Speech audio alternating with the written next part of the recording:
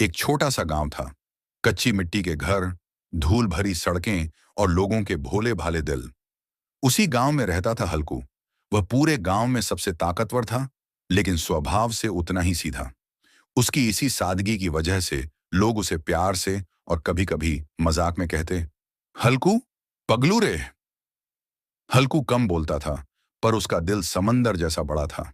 वह रोज सुबह कुएं से पानी भरता, बुजुर्गों के घरों तक लकड़ियां पहुंचाता, और जब भी गांव पर कोई मुसीबत आती तो सबसे आगे हल्कू ही खड़ा मिलता। पर अफसोस, दुनिया को अक्सर उसकी ताकत दिखती थी, उसका दर्द और उसकी ममता नहीं। एक दिन अचानक बहुत तेज आंधी आई। कच्चे घर ताश के पत्तों की तरह हिलने लगे। लोग डर के मारे बाहर भागने लगे। उसी अफरा तफरी में हल्कू की मां जमीन पर गिर पड़ी। लोग चिल्लाने लगे, अरे कोई उठाओ, बचाओ। पर तेज हवाओं के डर से कोई आगे नहीं बढ़ा। तब हल्कू ने सिर उठाया। उसकी आंखों में गुस्सा नहीं, बल्कि अपनी मां को खोने का डर था। उसने ढहती हुई दीवार को अपने मजबूत हाथों से थाम लिया और मां को अपनी गोद में उठा लिया। आंधी का जोर बढ़ता रहा, पर हल्कू एक चट्टान की तरह डटा रहा।